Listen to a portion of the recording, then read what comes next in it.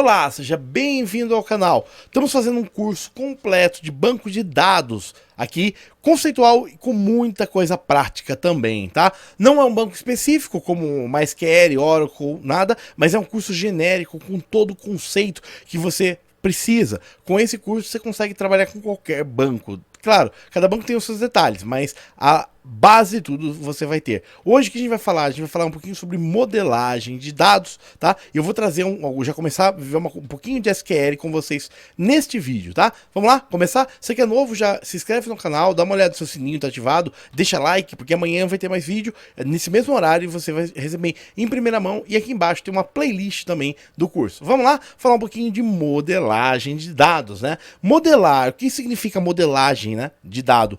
Modelar significa criar um modelo que explique as características de funcionamento e comportamento de um software, a partir do qual ele será criado, facilitando o seu entendimento e seu projeto, através das características principais que evitarão erros de programação, projeto e funcionamento. Então, quando você vai projetar um software, né, é ideal que você já tenha um modelo do que você espera dele, até para não ter retrabalho, não ter tempo gasto, e até para toda a equipe, né, ter uma comunicação direta, o que está se esperando desenvolver. É uma parte importante do desenho de sistema de informação. Os modelos de dados são ferramentas que permitem demonstrar como serão construídas as estruturas de dados que darão suporte aos processos de negócio, como esses dados estarão organizados e quais os relacionamentos que pretendemos estabelecer entre eles. A gente já viu algum modelo de relacionamento, né, de entidade e relacionamento, no vídeo anterior, inclusive. A abordagem que se dispensa um assunto normalmente atende três perspectivas. A modelagem conceitual, né, é usada como representação de alto nível, considera exclusivamente o ponto de vista do usuário e criador dos dados. Essa é a modelagem conceitual. Tem a modelagem lógica, que agrega mais detalhes na implementação, e a modelagem física, que demonstra como os dados são fisicamente armazenados. Quanto a objetivos, podemos identificar as variações: modelagem de dados, entidade e relacionamento, né? Leitura, construção e variação de dados, modelagem de relacionamentos complexos, modelagem de dados corporativa, modelagem de dados distribuídos, no caso cliente servidor, quando você vai ter um dado que não está fisicamente no local, você pode acessar via APIs, por exemplo, modelagem em reengenharia de dados legados, modelagem de dados para data warehouse. O banco de dados é utilizado para guardar informações e o banco de dados é feito para ajudar as pessoas. Então essas são algumas premissas mesmo, um pouquinho mais de teoria, né? Falar um pouquinho de modelos de dados, né? De acordo com a abordagem que utiliza os modelos de dados, normalmente são classificados da seguinte forma, tá? Você tem o modelo conceitual. O modelo conceitual é um diagrama de blocos que demonstra todas as relações entre entidades e suas especializações e seus atributos e autorrelações, tá? Então vou mostrar um pouquinho para vocês. Aqui a gente tem, ó, por exemplo, né? Você tem aqui, ó, um modelo, né? Tá? Conceitual, ok? Um modelo físico e um modelo externo, ou view, de dados, tá? Três níveis que a gente vai ter aqui. Modelo lógico. O modelo lógico mostra as ligações entre tabelas e bancos de dados e as chaves primárias e os componentes de cada uma. E o modelo físico inclui a análise das características e recursos necessários para armazenamento e manipulação de estruturas, estrutura de armazenamento, endereçamento, acesso e alocação física, sendo uma sequência de comandos executada no SQL a fim de criar tabelas, estruturas e ligações projetadas. Então a gente entra aí um exemplo de um SQL, tá? É modelo físico. Bom, esse aqui é um SQL genérico, tá? Você pode no MySQL ter um pouquinho de diferença, quando você vai trabalhar no SQL Server, um pouquinho de diferença, mas de maneira genérica, tá? Create Table, tá? Produtos. Então ele vai criar uma tabela chamada produtos, tá? Possivelmente isso é SQL Server, tá? Porque é P maiúsculo, inclusive, tá? Code prod, é o código de produtos, né? Texto, primary key. Texto 1, ok? Modelo, texto. Descrição, texto, cor, texto, categoria, texto e quantidade prod, texto, tá? Esse 1 aqui deve ser tamanho máximo, possivelmente aqui, tá? Porque não faria sentido a descrição, texto de 1, perfeito? Então aqui ele colocou, cria uma tabela para mim, né? Que vai ter o código prod, código underline prod, que é um código do produto, 1, 2, 3, 4, 5, 6, 7, 8, 9, 10, ABC, X, qualquer código. O modelo, a descrição, a cor, a categoria, a quantidade de produtos, tá? Tudo como texto, perfeito? A quantidade poderia ser int, né? Tem outras formas. Depois a gente vai ver com mais detalhes. Você tem o modelo lógico de dados. O modelo lógico de dados, para uso meramente operacional, deve ser completamente normalizado, representar fielmente o negócio negócio, não necessariamente a base de dados desejada, né? O modelo lógico você foca muito mais no negócio, né, do que na base em si, né, naquela parte de implementação em si. Contém uma descrição sucinta das entidades, atributos e relacionamentos, contém nome de entidades, atributos extensos, abreviados, atribuídos de acordo com o padrão adotado na organização e formatos de termos previamente convencionados, contemplar para cada um dos atributos o tipo de dado, tamanho e opcionalidade. Daí você vai ter a identificação de objetos, coisas tangíveis, né? São elementos que têm existência concreta. Por exemplo, meio de transporte, um avião, um carro, um barco, são coisas concretas, né? As funções são a percepção do objeto através de função por eles exercida. Exemplo, papel, né? Papel é objeto, papel nada, mas a função do papel, da escrita no papel, tudo isso leva a sua função. Atribuição, classificação, capacitação, né? Exemplo, organização. Órgãos funcionais, venda, suporte, despacho de mercadorias, especiarias, tudo isso, cliente, por exemplo, né? Por caracterizado em funções, né? Eventos e ocorrência. Alguns objetos só conseguem ser individualizados ou percebidos enquanto. Então, identificação de objetos. Então, identificação de objetos. Coisas tangíveis, né? Você pode identificar o objeto como uma coisa concreta e tangível. Exemplo, no meio de transporte, avião, carro, barco, navio, isso é tudo tangível, né? Funções, percepção de objetos através da função por ele exercida, tanto papel, atribuição, classificação, por exemplo, órgãos funcionais, venda, suporte, despacho de mercadoria, ou mesmo departamento médico, engenheiros, né? Ou cliente, né? A pessoa atendida, ou o produto, as coisas a serem vendidas, ok? O atendente, a pessoa que atende, isso são funções. Se você organiza toda a modelagem com base nas funções a serem de cada pessoa ali. Eventos ou ocorrência. Alguns objetos só conseguem ser individualizados ou percebidos enquanto uma certa ação se desenrola. Tá? Então, por exemplo, um voo comercial, acidente de trânsito, jogo de futebol, por exemplo, um voo vai ter um horário e isso somente vai estar em mudança de status enquanto tiver ocorrendo esse voo, né, a posição dele, tudo isso. Então você vai ter interações resultando das associações entre objetos em função de um processo executado. Cada objeto participante da interação preserva suas características, não sendo impactados pela materialização da interação, né? A compra de um imóvel, a adoção de uma criança, a venda de um produto, por exemplo, são interações, né? Especializações são elementos que definem características de outros objetos. Exemplo, modelos de carros, cor, dimensões, espécies, animais, são características mesmo, tá? Uma definição também de modelagem de dados, uma definição deve, na modelagem de dados, ser única e especial, ser estabelecida no singular, estabelecer o conceito o que é, não o que ele não é. O que faz algum elemento passa a ser ou deixa de ser pertencente a esse grupo. Ser estabelecida como uma frase ou sentença descritiva. Ser expressa sem definições embutidas ou outros termos. Estabelecer o significado essencial do conceito. Ser precisa e não ambígua. Ser concisa, ser significativa por si só. Evitar raciocínio circular, tá? Aqui é um pouco teórico mesmo esse vídeo, mas é importante você ter esse conceito de modelagem de dados, né? Um resumo para definição. Se você conseguir explicar o que é o seu banco para alguém numa viagem de elevador, ótimo.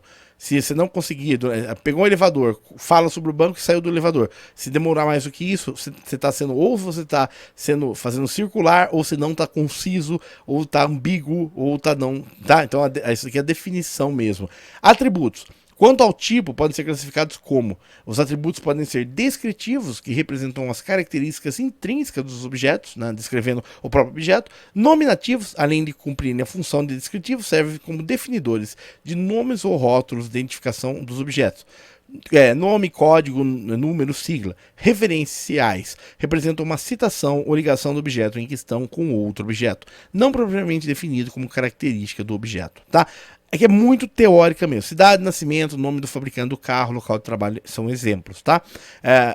Esse vídeo é bem mais teórico que os outros, porque é a base teórica de modelagem de dados, tá? Depois dos outros a gente vai entrar mais, mas isso é importante você ter essa informação neste momento. Relacionamentos. Na descrição de relacionamento deve aparecer a sua função, o que ele representa, quais as regras do seu estabelecimento, quais as exceções do seu estabelecimento, quando ocorre e quando pode deixar de existir. Então, algumas recomendações para uma modelagem de dados o modelo lógico de dados para uso meramente operacional, transacional, não deve conter replicações de atributos. Fisicamente pode ser interessante alguma redundância com o objetivo de melhorar a performance de determinado processo. No modelo lógico, isso não pode ser feito. Um atributo só é representado na entidade a que ele pertence, perfeito? Então, a gente viu, vou mostrar novamente, que a gente criou uma tabela de clientes, né? E colocou, por exemplo, o endereço, uma tabela em clientes endereço, os atributos de endereço aqui. Ok? Do cliente a gente colocou até um nome aqui e status dele num website, por exemplo, num aplicativo. No acesso a gente colocou só login e senha. Dados governamentais, RG, CPF, nome da mãe, essas coisas, nascimento de RG num dados governo, tá? Os dados de RG numa tabela à parte, tá? Então, numa modelagem de dados, você poderia fazer diferente, mas aqui, ó, o ideal é que você não tenha replicação do atributo, tá? Fisicamente pode ser interessante alguma redundância, com o objetivo de melhorar a performance do processo. No modelo lógico, isso não pode ser feito. Um atributo só é representado na entidade que pertence. Porém, na vida real, né? Na vida real, alguns atributos acabam entrando em uma tabela ali para facilitar um pouco a velocidade mesmo. Tá ali, né? Mesmo que esteja um pouquinho duplicado, passa, né? Mas no modelo lógico não pode ser feito, hein? Sem gambiarras. Atributos derivados pelos mesmos motivos apontados anteriormente, a implementação das tabelas pode requerer o armazenamento de uma informação derivada de outra. Exemplo, valor do saldo, por exemplo. Tal tipo de informação não constitui um atributo no modelo lógico, tá? É um atributo derivado das informações. Todo cálculo gerou aquele atributo, tá? Atributo repetitivo, o uso de atributos repetitivos como telefone 1, telefone 2 não é admitido. Se existe a possibilidade de uma pessoa possuir mais de telefone, então o telefone deve ser representado como uma entidade mantendo o relacionamento 1 para N, tá? Falar dessa modelagem importante, tá? Imagina o seguinte, tá vendo? Eu tenho essas tabelas de cliente, né? E de repente eu venho aqui e falo assim, eu quero colocar aqui nessa tabela, vamos lá, o DBA não, o programador, né? Fala assim, eu quero fazer assim, colocar assim, telefone 1 e telefone 2. Na minha tabela, aqui ó, acabei, o estagiário, o programador estagiário, chegou lá e colocou esses dois campos aqui. Isso é certo? Nessa modelagem, não é certo. Você deveria pegar esse campo, ter aqui uma tabela chamada cliente, telefones, pode ser, por exemplo, aí desse de cliente, a chave aqui, telefone. Daí você fala assim, esse usuário tem dois telefones, ele tem esse telefone e tem usuário 1 e tem esse telefone. São dois telefones diferentes, de ter o mesmo número, será? Não, errei, mudei, né? Mudei um número aqui, porque eu pensei que tinha dado igual, né? Então, esse cliente é de 1, né? Ele vai ter uma chave 1 para N, ele vai ter dois telefones aqui, isso é correto. Nessa modelagem formal, tá? Na vida real, você coloca o telefone 1, telefone 2, tá tudo certo e passa. De verdade, tá? Tem que ser vida real o curso também, não posso também... Mas conceitualmente é melhor fazer assim, tá? Conceitualmente é melhor você ter essa tabela, tá? Aqui, ó. Do que você ter uma tabela, vários campos, tá? Pelo menos na definição formal de modelagem de dados. Então é isso que eu queria trazer nesse vídeo para vocês. Eu acho que foi importante falar um pouquinho da parte teórica de modelagem de dados. Eu vou já nesse vídeo também falar, eu tenho um vídeo só sobre o ML aqui no canal, mas eu vou falar já um pouquinho sobre o ML e a gente já mata nesse vídeo também. O que é uma UML, tá? A UML é uma linguagem de modelagem unificada, do inglês Unified Modeling Language, é uma linguagem padrão para a elaboração de estrutura de projetos de software. Ela pode ser empregada para visualização, especificação, construção e a documentação de artefatos que façam uso de sistemas complexos em software. Em outras palavras, na área de engenharia de software, a UML é a linguagem de modelagem, como a gente está falando de modelagem de bancos, né? Que permite a representação do sistema de forma padronizada com o intuito de facilitar a compreensão e a implementação. A UML é adequada para a modelagem de sistemas cuja abrangência poderá incluir desde sistemas de informação corporativos a serem distribuídos, né, aplicações, tá? Complexo em tempo real. É uma linguagem muito expressiva, abrangendo todas as visões necessárias ao desenvolvimento, né? Então, a UML, a Unified Modeling Language, não é uma metodologia. Significa que ela não diz o que você fazer primeiro e em seguida como projetar seu sistema, mas ela auxilia na visualização de de desempenho, tá? E comunicação entre objetos, em certos casos. Basicamente, o UML permite que você, desenvolvedores, visualizem os produtos de seus trabalhos em diagramas padronizados, junto com a notação gráfica. O UML também especifica, isso é, o seu significado, né? A semântica de tudo. É uma notação independente de processos, embora o RUP, né? O Rational Unified Process, tenha sido especialmente desenvolvido usando a UML. É importante distinguir entre o modelo UML de diagrama, né, e um diagrama. É importante distinguir entre um modelo UML e um diagrama de UML, tá? O último é a representação gráfica da informação do primeiro, mas o primeiro pode existir independentemente. O XMI ou XML, né, é uma versão coerente nos modelos de modelos, mas não de diagramas. Falamos, vamos ver na prática. Então a gente vai ficar aqui, eu quero passar na prática, tá? O ML 2.2, tá?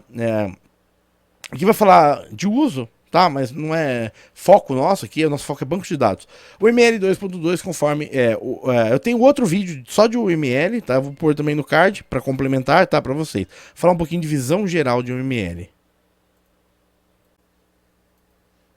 Então, falando um pouquinho de visão geral, né, o ML 2.2, conforme o OMG, possui 14 tipos de diagramas divididos em duas grandes categorias: 7 estruturais e 7 comportamentais. 7 tipos de diagramas representam informações estruturais e outros 7 representam tipos de comportamento, incluindo 4, uma subcategoria que representam diferentes aspectos de interação. Esses diagramas podem ser visualizados da forma hierárquica, como apresentado no diagramas de classes, tá? Tem um diagrama aqui, você vai ter diagramas estruturais e diagramas comportamentais. Diagramas de classes, de componentes, de objetos, diagramas de perfil, de estruturas compostas, de implementação, diagramas de pacotes. Daí, no outro lado, você vai ter diagramas de atividades, diagramas de caso de uso, interação, máquinas de estados, sequência, comunicação, visão geral de interação e diagrama no tempo. Falar um pouquinho, né? É isso que importa pra gente agora, né? Diagramas de UML 2.5. Então, aqui vai entrar o que a gente precisa agora, tá? Diagramas estruturais. Os diagramas estruturais tratam um aspecto estrutural do ponto de vista do sistema quando de classes. Existem para visualizar, especificar, construir, documentar os aspectos estáticos de um sistema, ou seja, a representação de seu esqueleto e estruturas relativamente estáveis. Os aspectos estáticos de um sistema de software abrange a existência e a colocação de itens como classes, interfaces, colaborações, componentes, e é representado em 7 tipos, né? Você vai ter o diagramas de classes, aqui é muito importante, tá? O diagrama de classes é utilizado para fazer representação de estrutura de classes do negócio, interfaces e outros sistemas de classe de controle. Além disso, o diagrama de classe é considerado o mais importante para o UML, pois serve de apoio para a maioria dos demais diagramas. Sua formação de conjunto de informações sobre determinadas classes que unidas entre si formam o sentido geral do projeto. Olha que legal, isso é interessante, tá? Até para definição de banco também. Você vai ter um cliente, né? Esse cliente aqui, ele possui um contrato de aluguel, perfeito? De 1 para N, um cliente possui N contratos de aluguel. Esse contrato de aluguel refere-se a um veículo alugado, por exemplo, tá? Estamos falando de veículo. Então, se ele tem esse veículo alugado, ele pode ser caminhão, carro esporte ou carro de passeio. São os tipos de veículo que ele pode alugar. Caso ele tenha, ele pode ter ele alugou, né, com uma companhia de aluguel de veículo, tá? Ok? Uma companhia tem N contratos de aluguel com esse cliente. É o mesmo exemplo que a gente viu nos vídeos anteriores, né, do curso sobre um cliente comprar N produtos. Nesse caso, um cliente pode alugar, né, ter vários contratos, e todo contrato vai ter um tipo de veículo, que pode ser caminhão, carro esporte ou carro de passeio. Então essa é uma outra forma também de você visualizar mesmo os dados, né, que você está modelando em seu sistema, tá? Descer um pouquinho mais, bom, a gente vai ter o diagrama de objeto, diagrama de componentes, de implementação e instalação, de pacotes estruturais compostas, de perfil, diagrama comportamental, e agora esse que é importante também você conhecer, tá? O comportamental, aqui está um foco no comportamento, também é um outro tipo de forma de se modelar, um banco, pelo menos de apresentar isso para a diretoria da empresa, por exemplo, né? Então eu vou direto ao ponto, para não ficar muito na teoria, porque já tem um vídeo só sobre o UML bem extenso. Bom, diagrama de caso de uso organiza os comportamentos do sistema. Um diagrama de caso de uso mostra um conjunto de casos de uso e atores, um tipo especial de classe e seus relacionamentos.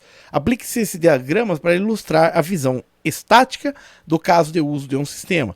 Os diagramas de casos são importantes principalmente para a organização e modelagem de comportamentos de um sistema, também servindo como base para um banco, né?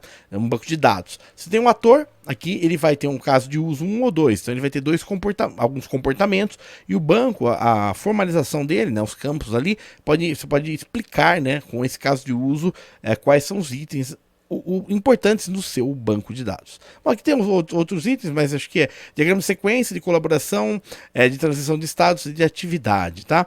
Você vai ter os elementos, né, de estrutura e tal, mas aqui acho que não vale a pena mais. Nesse vídeo já falamos o que a gente precisava, né, que é modelagem mesmo de banco de dados. Então vamos recordar.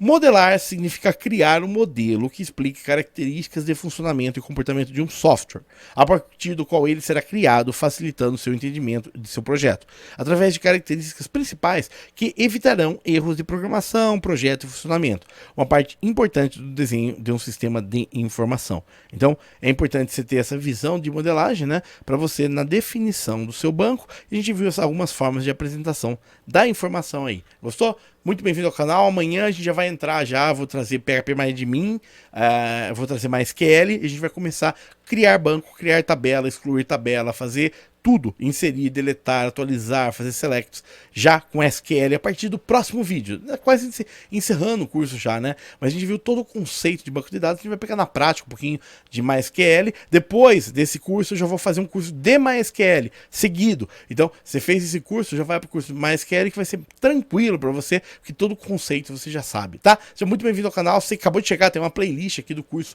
embaixo, tá? Você que não esquece de se inscreve, dá uma olhada, se inscreve, ativa o sininho e deixa like, porque amanhã continua vídeo, você recebe em primeira mão, tá? Compartilha, se conhecer alguém da empresa aí, alguma coisa, compartilha o vídeo também. Então até amanhã tem um próximo vídeo. Espero que tenham gostado, até mais. Tchau!